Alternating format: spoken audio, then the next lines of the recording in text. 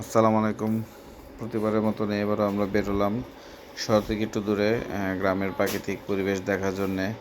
বৃষ্টির পর আসলে ওয়েদারটা খুবই সুন্দর থাকে, সেটা দেখার উদ্দেশ্যে বের হওয়া। আসলে কে কী অবস্থা আছে আপনার এই সাগর দৌড় দিল, খুব সুন্দর পরিবেশ।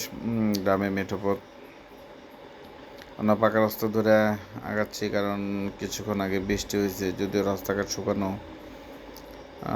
বৃষ্টি হলে কাঁচা রাস্তা খুব ঝামেলা হয়, গাড়ি স্লিপ কাটার সম্ভাবনা বেশি থাকে। সেই জন্যেই কাঁচা রাস্তা দিয়ে যাওয়াটা খুব নিরাপদ নয়। বৃষ্টি হওয়ার পর আসলে আপনার ওয়েদারটা খুব চমৎকার দেখা যায়, কেমন জানি পরিষ্কার, নিট অ্যান্ড ক্লিন থাকে উপরে এবং নিচে। লোকজন বসে আছে, মুরব্বি যাচ্ছে, আমরা চলছি অজানা উদ্দেশ্যে। দেখা যাক কী হয়, কোথায় গিয়ে আমরা করতে পারি। আসলে ওয়েদারটা খুবই চমৎকার, ভালো লাগতেছে। হুন্ডাতে যাচ্ছি, আমি লিপন। খুব চমৎকার ওয়েদার, এত সুন্দর ওয়েদার পাওয়া খুব কঠিন। যদিও প্রচুর ঘুমে ধরে এই বয়স দিচ্ছি।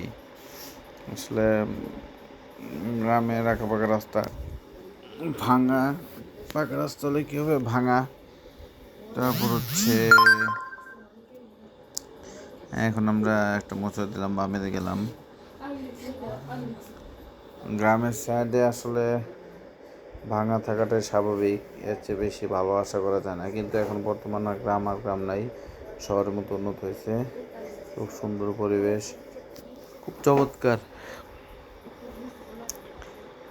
বৃষ্টির পর আসলে সব জায়গায় পরিবেশটাই খুব ভালো দেখায়, কারণ নিজের ক্লিন দেখায়। লোকটা মনে মাছ ওয়াশ করতে, আমরা হোন্ডারে অবশ্য প্যাক কাদা যাতে না পরে সেজন্য সাইড দিয়ে চলে গেলাম। অটো বাবা পানির উপর দিয়ে যাচ্ছে, ওদের তো কোনো হিসাব নেই।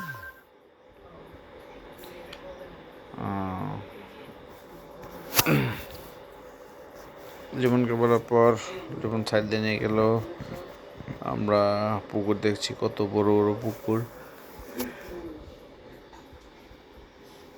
বিশাল আকৃতি পুকুর। সামনে এক বিশাল সমুদ্র। এখন হোন্ডাটা কীভাবে নিব, তো আমরা ট্রাই করলাম তার দিক দিয়ে যাওয়ার। আচ্ছা ঠিক আছে, আমরা পার করলাম।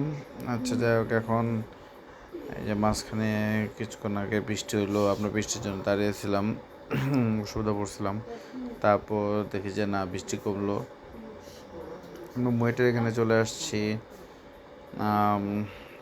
কাছাকাছি চলে আসছি। তাহলে হিমালয় এখানে যাওয়া যায়, সেই চিন্তা করে আসি নাই। কিন্তু যেহেতু চলে আসছি, তাই হিমেলের সাথে একটু সাক্ষাৎ করে যাই। হিমেল কী অবস্থা, হিমেলের ব্যবসা বাণিজ্য কেমন চলতেছে, বা কোথায় কী করতেছে জানি না। তো গেলে বোঝা যাবে আসলে হিমেল কোথায় আছে। ফোন দেব কিছুক্ষণের মধ্যেই। মোটে বিল্ডিং, রাস্তাঘাটটাও ভাঙা, আসলে এত ভাঙা যে বলার বাইরে। পুরো বাংলাদেশ খাগড়র, এটা পুরো বাংলাদেশে অফিস। তারপর আমরা আবার সন্ধ্যা হয়ে যাচ্ছে, আসতেছি। এখন ড্রাইভ করছে সোয়াত তারিখ না, তো সে নতুন চালক, যদিও ভালো ড্রাইভ করতে পারে। সে টার্নিং মার্নিং কোনো কিছু মানে না, যাচ্ছে তো যাচ্ছেই, খুব ভালো ড্রাইভ করে। তার ইয়াং বয়স, উঠতি বয়স, জোরে চালানোটাই অস্বাভাবিক কিছু না, কিন্তু তারপর যতটুকু সেফলি চলা যায় সেভাবে তাকে বলা হয়েছে। পিছনে থেকে অনেক কিছু তাকে শিখিয়ে দেওয়া হয়েছে যে এটা এভাবে করবা। টার্নিংয়ের সময় টার্নিংয়ের সময় ওভারটেক করা যাবে না, এগুলো বলা হয়েছে তাকে। সে অবশ্যই মেনেই ড্রাইভ করতেছে। তো যাই হোক, পরিবেশটা খুবই সুন্দর, ভালো লাগলো।